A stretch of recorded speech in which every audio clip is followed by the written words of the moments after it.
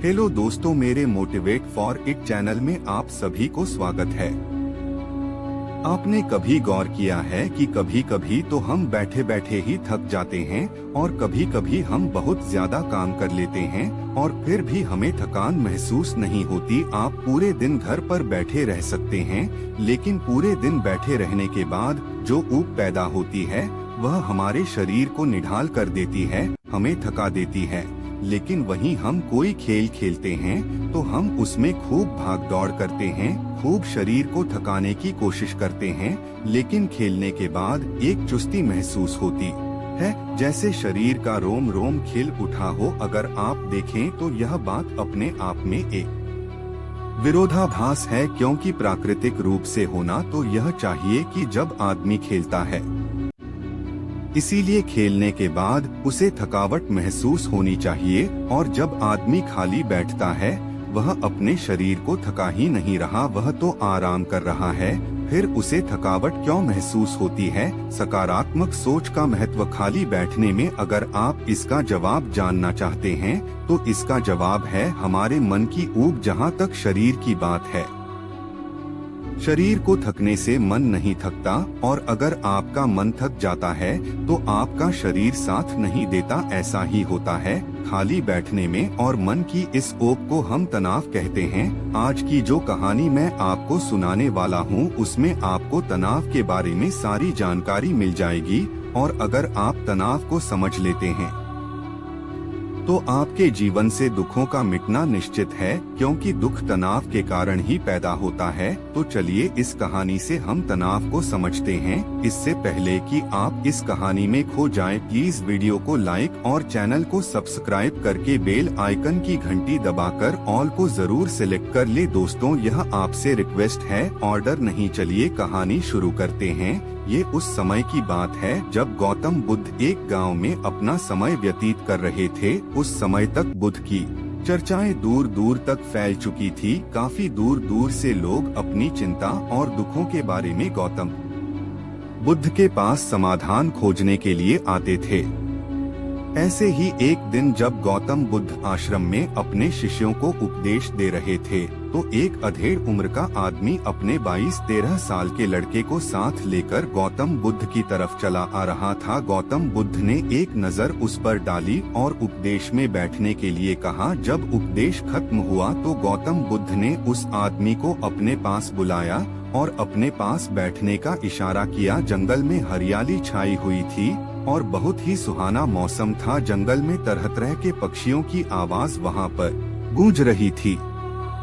बाद गौतम बुद्ध ने उस आदमी से आने का कारण का पूछा। इस पर वह आदमी कहता है कि हे तथागत, मैं 2 दिन की यात्रा करके अपने बेटे को आपसे मिलवाने लाया हूँ। यह मेरा इकलौता पुत्र है। यह हमेशा थका थका रहता है। ऐसा लगता है कि इसके शरीर में कोई जान ही नहीं है। अगर हम इससे कुछ कहते हैं तो यह छोटी छोटी बातों पर गुस्सा करता है, और इसकी देखने की क्षमता भी उम्र से पहले ही कमजोर हो गई है, और इसके बाल भी पकने लगे हैं। मुझे तो कुछ समझ नहीं आता कि यह सब क्या हो रहा है। भला इतनी कम उम्र में इतनी ज्यादा उम्र का लगता है। हे बुद्ध, मैं अपने बेटे को लेकर बहुत चिंतित हूँ। जब मैं अपने बेटे को डॉक्टर के पास लेकर गया तो उन्होंने कुछ औषधियाँ देकर कहा कि अपने बेटे को तनाव कम लेने दिया करो। वह अपने दिमाग में बहुत तनाव लेता है और इसी वजह से उसकी ऐसी हालत हो रखी है।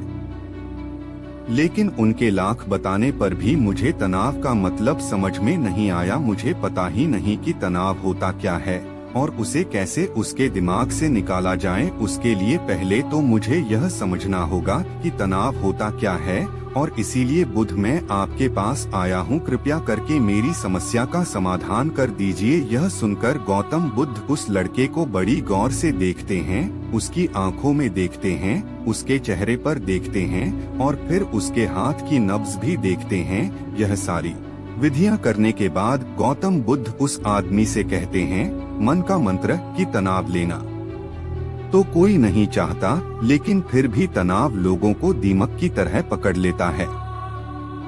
और इंसान को यह पता ही नहीं चलता कि वह तनाव में जी रहा है। लेकिन अगर वही इंसान तनाव को समझ लेता है, तनाव के बारे में कोई ऐसा पैमाना बना लेता है कि उसे पता चल सके कि वह कितना तनाव में है, तो वह समस्या का समाधान भी खोज सकता है। मुख्य रूप से तनाव के 8 कारण होते हैं। इसके बाद गौतम बुद्ध कहते हैं कि सबसे पहले तो हमें समझना यह होगा कि तनाव होता क्या है। जब कोई इंसान कोई काम कर रहा होता है और उसका मन कहीं दूर भटक रहा होता है, काल्पनिक में होता है, तो उससे शरीर और मन के बीच में दूरी पैदा हो जाती है। मन का मंत्र, और जितनी दूरी शरीर और मन के बीच में होगा, हम उतने ही निद्रा की अवस्था में होंगे, और इसी दूरी को, इसी खिंचाव को तनाव कहा जाता है। कोई आदमी खेलने के बाद फुर्ती महसूस क्यों करता है, हालांकि उसने अपने शरीर को थका है, लेकिन समझने की बात तो यह होती है कि खेलते वक्त मन और शरीर पूरा उस खेल पर केंद्रित होता है, जिससे शरीर और मन में दूरी पैदा नहीं होती, और इसीलिए कोई तनाव पैदा नहीं होता, बल्कि हमारा तनाव दूर हो जाता है। और वही जब हम कोई बेमन का काम करते हैं, मन का मंत्र, जिसमें हमारा मन लगता ही नहीं, तो हम शारीरिक रूप से वह काम तो करते हैं, लेकिन हमारा मन कहीं दूर काल्पनिक में भटक रहा होता है। इससे शरीर और मन में एक दूरी पैदा हो गई और तनाव ने जन्म ले लिया। इसीलिए इंसान को एक बार में एक ही काम करने चाहिए और इस पर अपना तन और मन केंद्रित रखना चाहिए, जिससे आपके भीतर कोई तनाव पैदा ही ना हो। तनाव के कुछ मुख्य कारण भी होते हैं। इसके बाद गौतम बुद्ध कहते हैं कि अगर हम इन कारणों को जान लेते हैं तो हमारे अंदर तनाव कभी भी पैदा नहीं होगा। मुख्य रूप से जो कारण है, उसमें सबसे पहला कारण होता है महत्वाकांक्षा होना। अच्छी बात है, लेकिन कभी आपने गौर किया है कि इंसान के लक्ष्य कभी पूरे नहीं होते, क्योंकि इंसान का कभी कोई एक लक्ष्य होता ही नहीं है। जब इंसान एक लक्ष्य को प्राप्त कर लेता है तो दूसरा लक्ष्य स्थापित हो जाता है, और इसी तरह वह अपने लक्ष्य को पाने के लिए गोल गोल घूमता रहता है।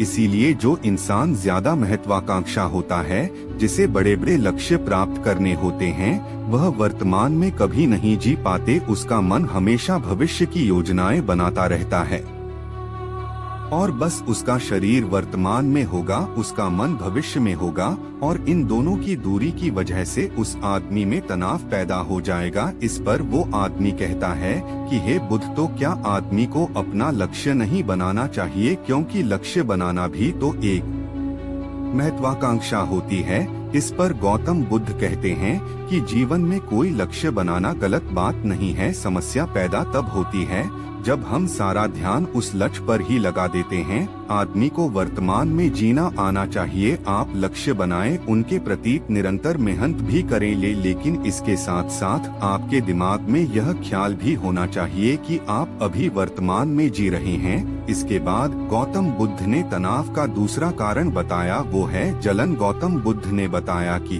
जब आदमी किसी की तरक्की या किसी से जलने लगता है, तो भी उसका मन सड़ने लगता है। जलन अंदरूनी घाव देता है। अंदरूनी घाव का मतलब है मन का घाव। शरीर का घाव तो भर भी जाता है, लेकिन मन का घाव कभी नहीं भरता। इसलिए इंसान को दूसरे की तरक्की से कभी जलना नहीं चाहिए। तनाव का तीसरा कारण होता है किसी दूसरे से अपेक्षा। गौतम बुद्ध ने बताया कि एक बाप होने के नाते वह अपने बेटे से बहुत सारी अपेक्षाएं रखता है कि मेरा बेटा एक कामयाब इंसान बने, वह जिस तरह मैं चाहता हूँ उसी तरह का जीवन जिए। और जब आदमी किसी से अपेक्षा करने लगता है तो कहीं ना कहीं वह अनजाने में खुद के लिए तनाव पैदा कर रहा होता है। जरा सोचिए कि वही बेटा अगर अपने बाप के हिसाब से नहीं चलेगा, वह नहीं बन पाएगा जो उसका बाप चाहता है, तो फिर उसके पिता के मन को तनाव पकड़ लेगा। इसलिए किसी से भी अपेक्षा नहीं करनी चाहिए, ना ही दूसरे से और ना ही खुद से। इसके बाद तनाव का अगला मुख्य कारण बताते हुए गौतम बुद्ध ने कहा कि मन का काम करने से भी तनाव पैदा होता है। जिस काम में हमारा मन नहीं लगता, जिसमें हमारी रुचि नहीं होती, तो उस काम में हम अपना मन नहीं लगा पाएंगे। हमारा मन कल्पनाओं की उड़ान भरेगा और हमारा शरीर वहीं बैठा रहेगा। इसीलिए दोनों में दूरी पैदा होने की वजह से यह भी तनाव का कारण बन जाता है। इसीलिए आदमी को सिर्फ रुचि के हिसाब से ही काम करने चाहिए। इसके बाद गौतम ने कहा कि शारीरिक दुख भी तनाव का कारण होता है। जब आदमी को कोई शारीरिक कष्ट होता है तो आदमी का मन इस बीमारी के बारे में सोचता रहता है, जिससे उसके मन में दुख के विचार बनते हैं और वहीं पर तनाव पैदा हो जाता है। यह सुनकर उस आदमी ने कहा कि हे बुद्ध, शारीरिक दुख तो किसी को भी आ सकता है, तो क्या वह आदमी हमेशा तनाव में ही जिएगा? इसका जवाब देते हुए गौतम बुद्ध कहते हैं कि यह बात ख्याल करने की होती है कि हमारा जीवन दुखों का आगार है। जैसे जैसे हमारी उम्र बढ़ती है वैसे वैसे बीमारियां आती हैं, दुख आते हैं और एक दिन मौत भी आ जाती है। तो बीमारियां जीवन का अभिन्न हिस्सा है। किसी को वह समय से पहले आती है तो किसी को बाद में आती है।